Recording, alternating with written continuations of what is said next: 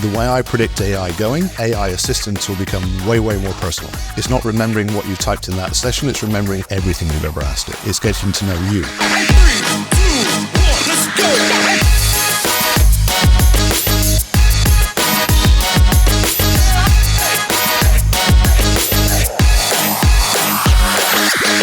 go! David, welcome to the Tenacious Teacher Podcast. I'm really excited to talk with you. You have an incredible and I think unlikely path to public education. So let's get started, okay? Okay. First, why don't you tell me where you're from and how you ended up in the U.S.? Okay, so from the UK, from Bristol. When I was at school, we come from what is known as a low aspirational area. So not many people go to study post-16 or even post-18, and then even fewer go to university. So in the UK, you can drop out of school at 16 with only basic general knowledge qualifications. A lot of people then go into trade schools, just working in retail, working in small companies. But that's fine. If they don't want to pursue their education further, they don't need to. Your second option then is to go through to 18, where you study at A levels, which puts you a little bit higher up the ranks. You might do more further math, that type of thing, or then university. So in my hometown of the year group I was in, there was about 360 people in that year group. About 60 studied post-16 and about 15 studied at university. And so part of my general nerdistry was I always loved computing and studying that sort of things. And then I was fortunate enough to actually get offered a full scholarship and sponsorship by Hewlett-Packard. So not only did they pay my tuition fees, they actually paid me to go to university, started me with a company car. Okay, hold on. So I have to ask you, I just heard company car. Yep. Not just a scholarship. That's something that, is not unheard of, obviously. But not too many freshmen. Yep. You were 18 years old? Would have been 19. 19 years old. Start school with a company car. How does that happen?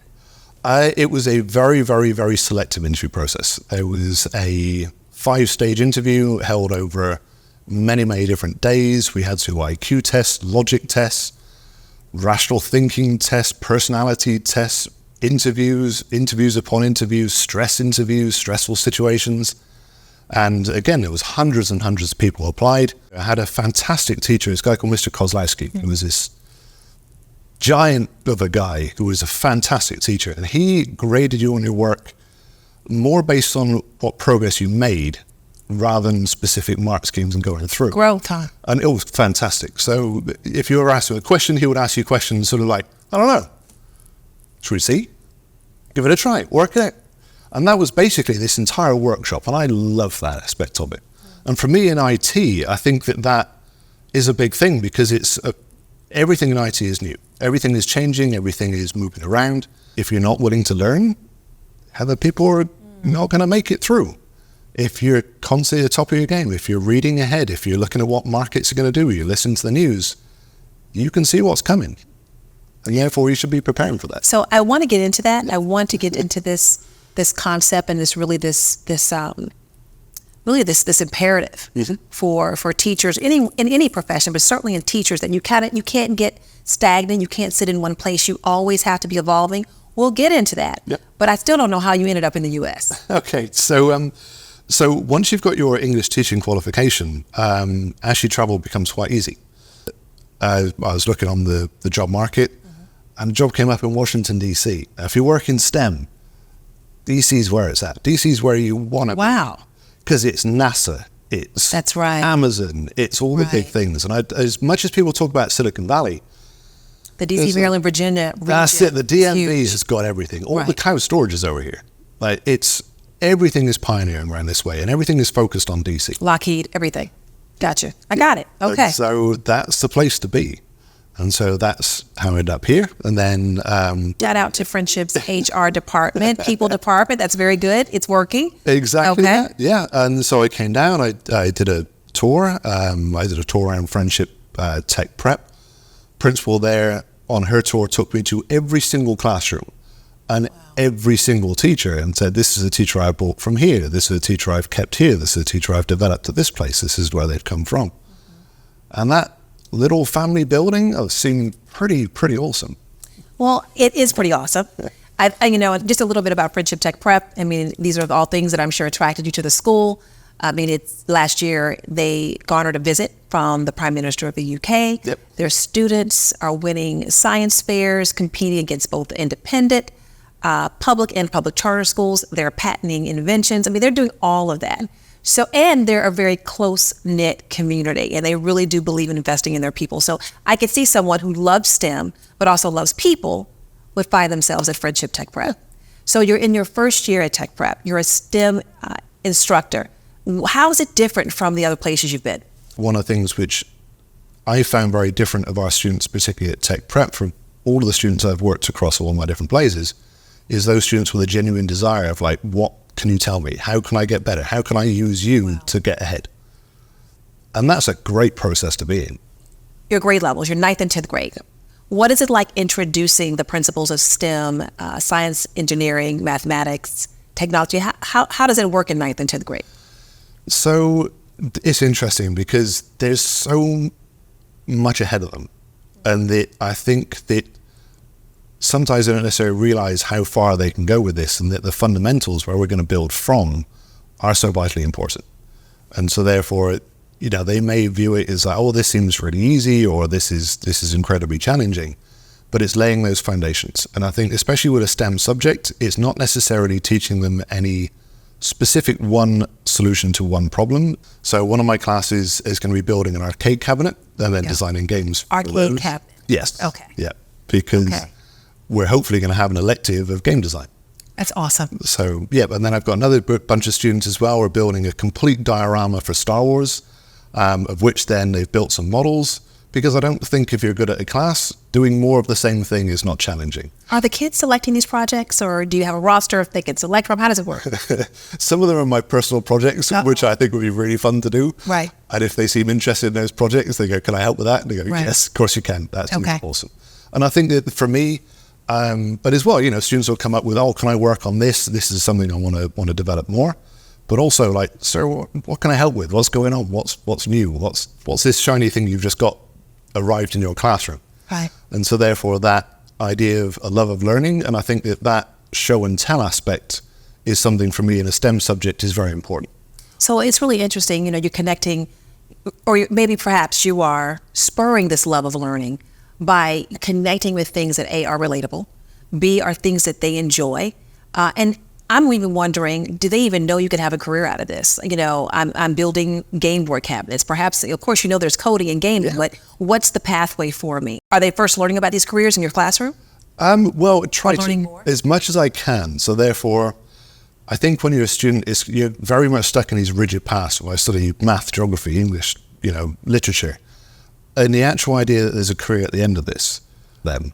And I think that there's not enough across the board of, all of children, of seeing that you could do this as a job. So, this really leads me to an issue that is top of mind for educators in schools.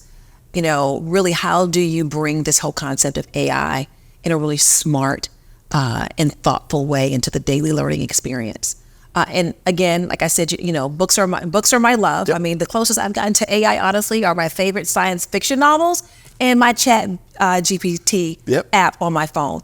But we know it's bigger than that, right? We know that, close to 45% of teens are saying they're already using AI to finish homework and to do other things that are, kind of are academic related. That number jumps up about, I don't know, maybe 10 or 15% when you look at college students. Yeah. So, even if you're a bit hesitant about it, you need to embrace it. You kind of got to get ahead of it, right? Yep, absolutely. And that's exactly as you put it. It's happening.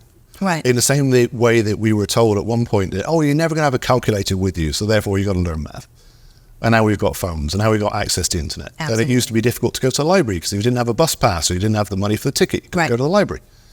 We've got everything at that immediately to hand. And I think that one of the things we'll be very careful at is the constructive and useful use of AI. Okay. I think through that, it's literacy, actually, in my opinion, is the key to it. Because what a lot of people will do, students, adults included, they will type in an answer, they will assume what they've got out is correct, and they will blindly copy it. And that's quite scary, because for one, it's then closing off the fundamental learning. And especially as I'm helping a few friends of mine who are computer science teachers, what they're finding is that students are able to use ChatGPT or an AI program to put their assignment in. It will give them a really good answer for the easy to moderate level questions. But what it won't do is the high level stuff. It won't do the things that no one's ever done before. And so if people are bypassing the easy knowledge and assuming they understand the easy knowledge, they never get to the harder stuff. And I think that is a challenge, and I think it's a current challenge for teachers, is how they need to rewrite their curriculum so that you can use AI constructively or can't use AI. So therefore you have to think for yourself. And that, for me, my subject is a lot of like hands-off, a lot of demos, a lot of videos, a lot of explanations. And so we're actually going a little bit away from more written assignments into more, show me what you can do. Explain this problem, fix this problem. Right. So I think one of the biggest challenges for teachers, teachers who are, putting in long hours, who are really, I think focused on doing a great job, doing an exceptional job, is even the time to embrace this new technology, the time to perhaps shift their teaching practices so they can embrace AI in a thoughtful and responsible way. I'd like for you to tell me, how do you think AI would really help teachers do their jobs and do their jobs well? And what are you seeing as some of the major impediments to teachers embracing AI? So its access to AI is a big one. So a lot of schools haven't decided on their policies, what is acceptable, what is not acceptable use of AI. And that's something which, I'm trying to help Friendship to work on and demo different programs and work out what should be the way through for AI, because we're all early days in it right now. There's people developing it, but there's no consumer experts yet. And I think that for me and for helping a lot of teachers, I've used it a lot for differentiation. Okay. So, can you please rewrite this assignment at a middle school level? Could you please rewrite this assignment at a more challenging level? Can you please change these from closed questions to open-ended questions? Can you please take this assignment and make it into a multiple choice quiz? So therefore, my students are having the same access to the curriculum. They're getting the same support, we're getting the same learning outcomes, but they're being more supportive. So I'm working smarter by being able to then have 4 or 5. Yeah, exactly that. Okay. And I think that the way I predict AI going is that our AI assistants will become way, way more personal. So therefore, it's not remembering what you typed in that session, it's remembering everything you've ever asked it. It's getting to know you. It's going to get to know how you work best, how your resources are there. And I think for me, that's the most exciting developments in AI that are to come, is how to support students and how to support people as an actual genuinely useful personal assistant. How have you seen teachers receive this? Some teachers may say, it's really hard for me to release the fact that I'm not guiding the entire lesson, right? I'm having to perhaps release some of that to, an AI program. Have you seen that in your practice? Absolutely. And it's difficult. And I think for certain subjects, it's harder than others. So in certain written subjects where it is actually pretty good to type in the answer and it will give you a very good answer out. And that's where students are going to struggle because they don't necessarily understand the answers.